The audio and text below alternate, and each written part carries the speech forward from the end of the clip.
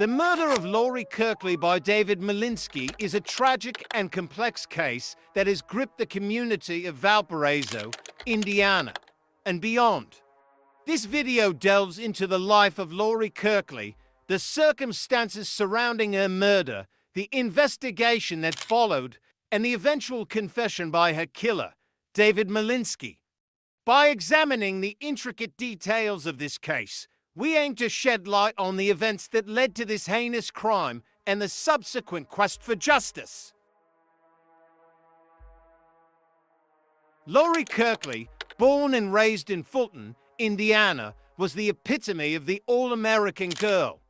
She grew up on a farm and excelled academically, graduating as the valedictorian of Caston High School. Lori was a dedicated and compassionate individual who pursued a career in nursing, working at Porter Memorial Hospital in Valparaiso. She was also deeply involved in her community, leading a local youth group and playing the piano at her church. Lori was married to Robert Kirkley, and the couple was planning to start a family and move to South Bend, Indiana, where Robert had secured a job as an engineer. On July 21, 1999, Lori Kirkley went about her usual routine, ensuring her home was tidy before heading to work. She completed her shift at the hospital and returned home around 5 p.m. However, when her husband, Robert, returned later that evening, he found a disturbing scene. Lori was missing. A bloody knife was in the kitchen sink, blood was on the floor, and her undergarments were strewn across their bedroom. The investigation into Lori Kirkley's disappearance began on July 21, 1999, when her husband Robert discovered a disturbing scene at their Valparaiso home. Bloodstains, a bloody knife, and Lori's scattered undergarments prompted authorities to treat the case as a potential homicide. The discovery of Lori's burnt-out Ford Explorer in a cornfield on July 24 intensified the search efforts. Investigators quickly focused on David Malinski, Lori's co-worker at Porter Memorial Hospital, due to his suspicious behavior and prior break-ins at the Kirkley residence. On July 27, 1999, police arrested Malinski in Griffith, Indiana, and brought him in for questioning. Initially, Malinski denied any involvement in Lori's disappearance, but his story began to unravel under scrutiny. Investigators uncovered damning evidence from Malinski's computer, including text resembling a note linked to Lori's case. On July 28th, Malinski agreed to provide a recorded statement, during which detectives focused on his activities around the time of Lori's disappearance. The mounting circumstantial evidence and witness testimony led to several charges being filed against him. Despite his arrest and conviction, Malinski maintained his innocence for years. While serving his sentence, he made a pivotal confession to fellow inmates.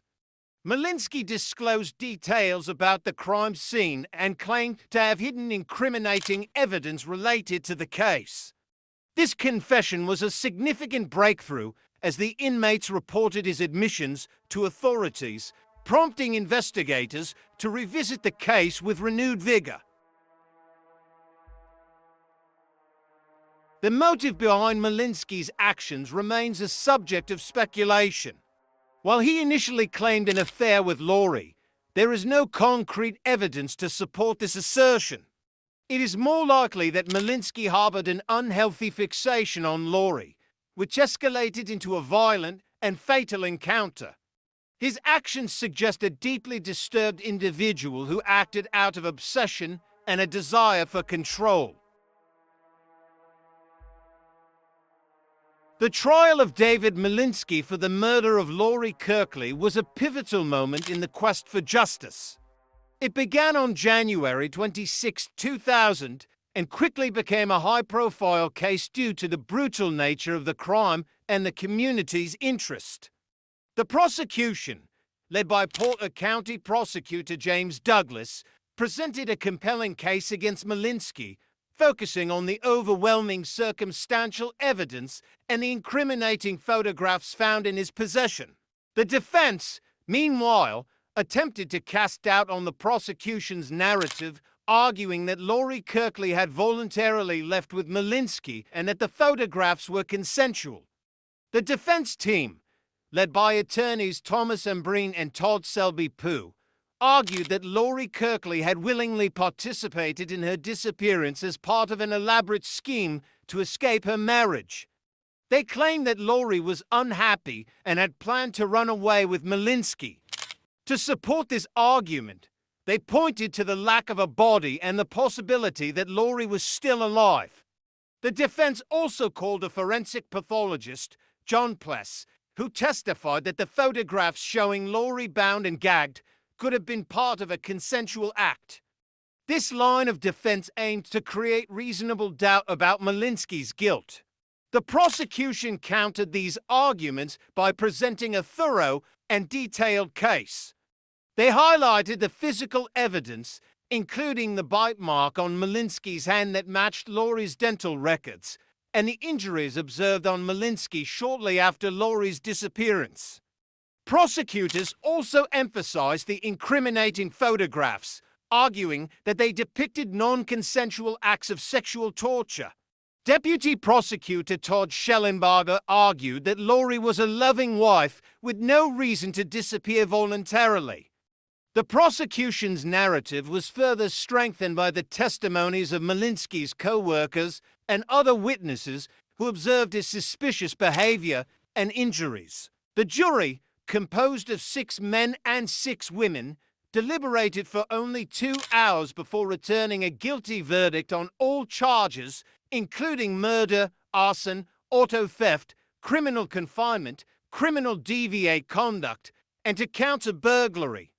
The swift verdict reflected the jury's agreement with the prosecution's case and their rejection of the defense's arguments.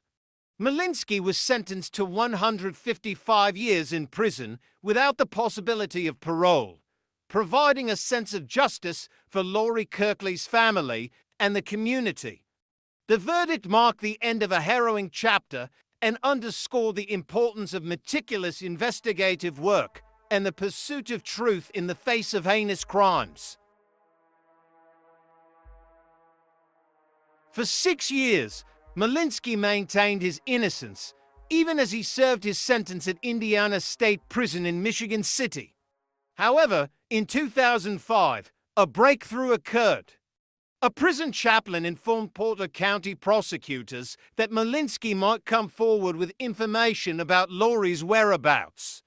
After a series of conversations, Malinski finally confessed to the murder and revealed that he had buried Lori's body on his family's 17-acre farm in LaPorte. Detectives exhumed the body, and dental records confirmed Lori's identity. The autopsy revealed that Lori had been strangled and had fought with her attacker. This discovery brought a measure of closure to Lori's family and friends, who had endured years of uncertainty and grief. The murder of Lori Kirkley by David Malinski is a harrowing tale of a life cut short by senseless violence. Lori was a beloved member of her community, a dedicated nurse, and a loving wife with dreams of starting a family. Her tragic death serves as a stark reminder of the fragility of life and the darkness that can lurk beneath the surface of seemingly ordinary lives. Through the tireless efforts of detectives, prosecutors, and the unwavering support of Lori's family and friends, justice was ultimately served.